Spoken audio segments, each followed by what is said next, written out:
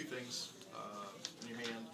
This piece right here with the graphs on it, this speaks to the sorry state of fiscal responsibility in the Commonwealth, and sort of speaks to the equal share both parties play in it over the last about 20 years or so. And we're just, it's more of a plea, and with facts and figures there, to control spending. And it's fiscal responsibility, something that we're really big on in the Tea Party. So I think it's is this the general fund and non-general fund? Yes, it speaks to the total general fund and non-general fund. Non-general fund actually is not going down. The general fund is going down. I believe the non-general fund is going up because it's kind of like if you don't fund the higher education system with the general fund as much, tuition goes up, and tuition is non-general fund. Right. That's what's created. It's like a gap in there that's going to cause some pain this year from a budgetary standpoint. Right. So if you see the non-general fund, the general fund, which is sales taxes, income taxes, general taxes, is actually going down. Right, but the spending still is continuing to. The overall spending is still going down. Like if you're going to run the universities, for example, they need a certain level of income. Right. And so the tuition has doubled in the last 8 years to cover that, since the general fund dollars have gone down to the university. That's just one example. So it's kind of, you have to compare general fund dollars and non-general fund dollars. Non-general fund is like fees for services, like tuition. You get something directly in return. Like gas tax is non-general fund dollars. You get something in return. Roads. Well, and again, we also understand there's a certain percentage of this that's mandated from the federal government as well. So there's a certain level of that. Yeah. But it would be why, for the position of the Roanoke Tea Party, would be that we need to break the shackles of some of those federal regulations that are handcuffing us. Good luck. I talked to some of the people that in Washington. Well, we do. We do that too. So we're equal opportunity. Yeah. We might put a disclaimer on that. The Roanoke Tea Party does not support any political party or any candidate. We've given the governor quite a bit of grief about some of his budget, some of the I noticed. shucking and jiving around the But budget. Senator, I have an issue. I don't understand why you have voted against having bills on a website for 72 hours. You know, some of these bills are not being read. You mean The budget bills? The budget bills. Are you going to be supporting that this time? I think it ought to be. What happens is the conference committee waits till the last minute, and then we go into the extra innings, so to speak, sometimes extra day or two, and everybody wants to get out of this. So as soon as they make a deal, knowing it's almost impossible to amend the conference committee bill anyway, they say, let's just do it. That's what happens. Well, I just think it's inexcusable. You're spending our money. You're absolutely right. There is a rule that is supposed to be on our desk for 2 days, I think, something like that, before we vote on it. That's the rule. So what happens is, with the budget, when they're late getting it out, and everybody wants to go home, they suspend the rule. The rule is there. It's supposed to be on our desk for at least 2 days, I think, before we vote on it. But what they do is suspend the rule, which you can do by 2/3 vote. Right, that's still part of the. And that's what they do. 67. And the alternative is to stick around for a couple more days, and they don't want to do that. Most people say, let's get it over with and go home. That's just practical. That's practically from a practical standpoint. Does this happen very often? This last minute thing. In recent years, it's happened more and more because the House and the Senate conference committees. You have so many members of the House, I don't know, 5 or 6 or whatever, 5 or 6, 4 or 5, whatever it is in the Senate, and they're supposed to work out the differences between the budget bill of the House and the Senate budget bill. Right. And in recent years, they've fought more and delayed. We've even had to go into Monday, in the past on occasions. And there is a rule already. Take a look at the Senate rules. It's in there somewhere that is supposed to be on our desk. I think it's something like 2 days. But you would support this, right? I like the concept. I mean, Then would you support it then? I do support the concept and I support the rule. But I'm telling you, this is how it happened. I know, but we need to know that you're going to support it and vote for it, regardless of what's going on over here, because we're going to be addressing some other issues too. Somebody got a bill in? Yeah, it's 867. It's Ralph's doing the bill. I'd take a look. Well, I haven't seen that. Okay, I'll look at it. And the other thing would be fair. I think. Did you vote for the budget last year? Reluctantly. Okay. Did you read it? I read didn't read it all. I read bits and pieces of it. You look at the things that are important to you, and you get a briefing on the bigger picture. But the budget bill's pretty thick. Could I ask a question? That the aide to Senator Smith said the same thing. They sort of hit the highlight things in the budget. Well, my concern is those lowlights sort of add up, if you get my drift. You know, And people slip things through. I'm a little concerned, and it all comes back to, we see this in the federal budget, all the bills, we don't have time to read it. Well, what are you doing? the Fed's a lot worse than that. Well, I understand, but what's concerning me is, and I'm not advocating we hire more people, but when the young man over here in Senator Smith's office said that it's just he and Senator Smith reading this multitudes of mounds of paper, and you got 34 minutes, somewhere along the line, I'm good at my job, but I'm not leaving that good. I heard the budget bill in here. It's about the size of a good sized phone. Yeah, he tried to pull it out too, just to It's show. got that thick. Right. Yeah. Yeah, it's a pretty big. It's just from a.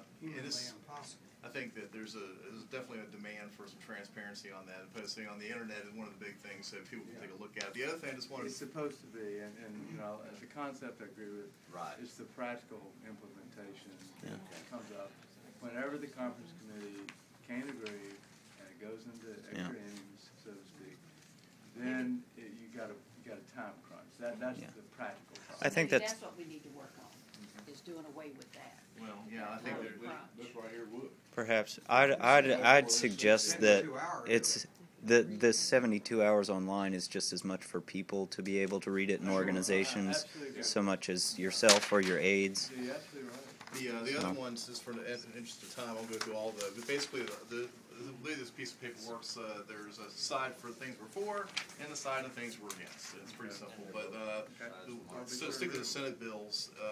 The constitutional amendment that's going to be to add to the Constitution the eminent domain rights that were voted in 2007. Is that something you'll be supporting this session? I worked on the legislation and support the legislation. Putting in the Constitution, I've not thus far supported because I don't think we really need it. I'm not big on changing the Constitution unless there's a really good reason. Kind of up in the air this year. We would think that property rights are important enough to put in the Constitution. Oh, I so. agree with you. That goes along with the underlying Right. situation of sustainable development. Which isn't made to the Senate side yet, but it's something that we urge you to get. Being a constitutional conservative, I'm very shocked. Sustainable development. Yeah. That's it's a code word that's used for a lot of. There's a Give law that was to him. passed in 2007. Give that to him. We can get more of these. Have that, please. Yeah, it's Okay. You're for this or against it or what? adamantly against We it. are very much Yeah. against. I mean, this Yes, has been going on since the private early property. seventies. It's- As constitutional conservatives, we hold that owning private property is a right in America. Well, it is. Yeah. Government can't And it's take being, I asked you there's a whole lot of information that goes on here, and a lot of what's going on is deceitfully propagated. And they have a lot of people advancing this agenda who are not in our political system. And they're going by the mandate of the United Nations, what is that, Agenda 21. Agenda 21 is based, it's more and more encapsulation of private property. It's an attempt to regulate property rights to get to a very high density urban areas and highly regulated.